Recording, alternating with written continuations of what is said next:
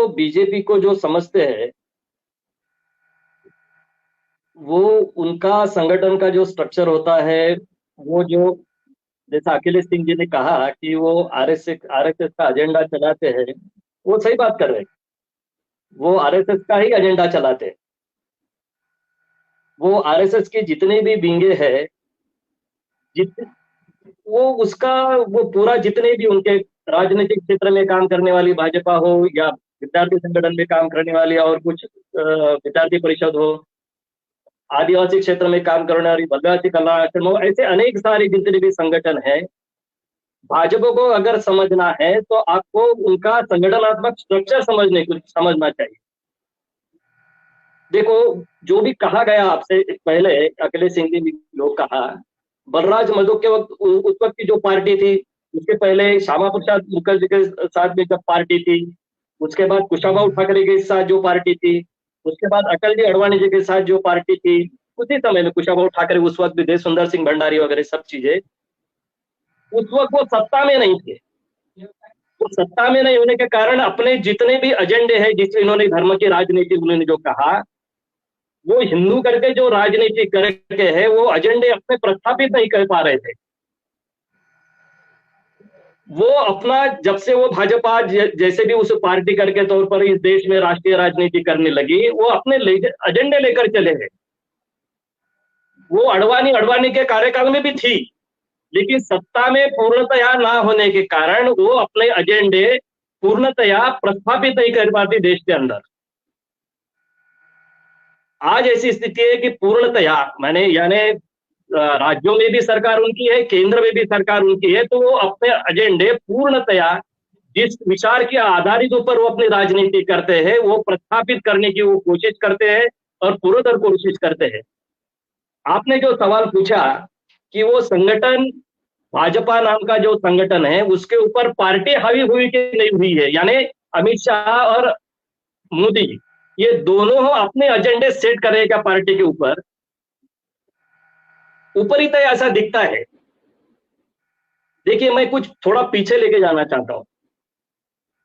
जब अडवाणी पाकिस्तान गए थे और जिन्ना के मजार पर उन्होंने अपनी एक चादर चढ़ाई थी और जिन्ना को उनके तरफ से कुछ अच्छा कहा गया था, उस वक्त तो बड़े पावरफुल लीडर थे अडवाणी जी, लेकिन संगठन आरएसएस का इतना मजबूत है कि अडवाणी जी को पीछे आना पड़ा उस वक्त और अपने शब्द पीछे लेने पड़े थे।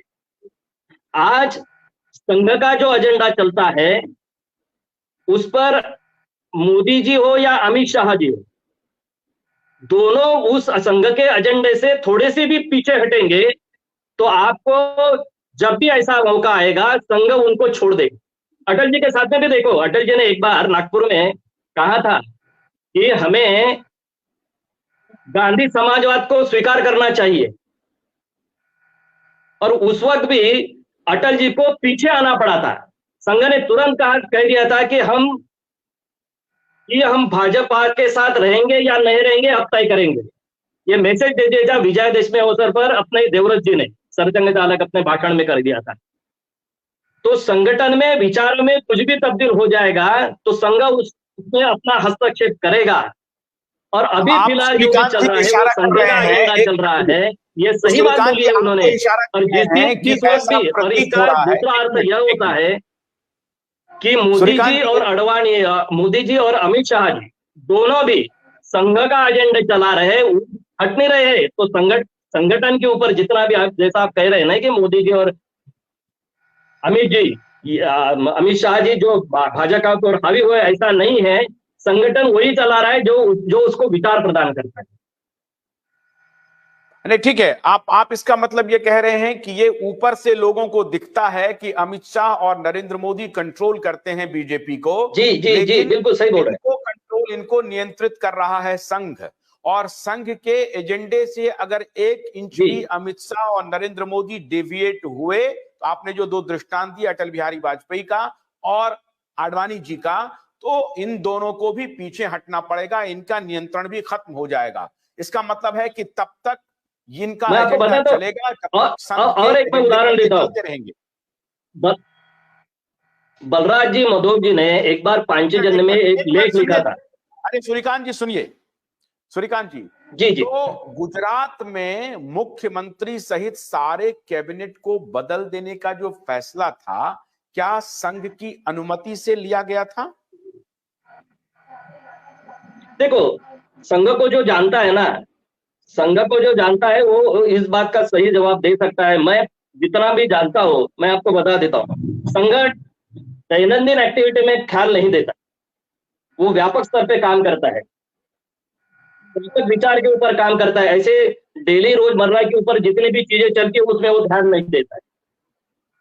आप कह ये रहे जो हैं कि चलता है अभी अपने एक कार्य तरफा पद्धति से, कार्यक्रम नहीं, चलते हुए मैं अगर मैं कुछ मैं होता है तो तो ये उसमें कह रहा संघ हूं, ध्यान नहीं देता है। आज का मेरा सवाल यही है श्रीकांत जी, आज का मेरा सवाल यही है कि हम संघ पे नहीं है, हम कह रहे हैं कि भारतीय जनता पार्टी जो एक पॉलिटिकल पार्टी है, भारतीय जनता पार्टी पर नियंत्रण दो व्यक्ति का है और ये दो व्यक्ति जो चाह रहे हैं वो कर रहे हैं। बीजेपी संगठन के रूप में, एक पॉलिटिकल संगठन के रूप में उनकी जो डेमोक्रेटिक वैल्यू है वो खत्म हो चुकी है। अब बीजेपी के विद इन बीजेपी में कह रहा हूं, इन दोनों की एक नया विंग है जो अपने आप में एक बृहत्तर पार्टी का शेप ले चुका है और बीजेपी का जो संगठन है वो इनके सामने नतमस्तक है, घुटने टेक चुका है। अगर आप ही की बात मैं मानूं और आप ये कह रहे हैं कि ऐसी इन सारी योजनाओं में संघ की कोई दखल नहीं होती है, आप ये कह रहे हैं। भोलानाथ का ब्रश कटर एक बैटरी चालित मशीन है जिसका चार्जिंग समय 3.5 घंटे है। यह 6 से 8 घंटे के प्रभावशाली संचालन समय का दावा करता है, जिससे यह एक बार चार्ज करने पर 16,000 वर्ग फुट गेहूं या चावल के खेतों को कुशलतापूर्वक काट सकता है, जबकि इसका पेट्रोल समकक्ष व्यक्ति उसी कार्य के लिए 1,000 रुपए मूल्य का पेट्रोल खर्च करता है।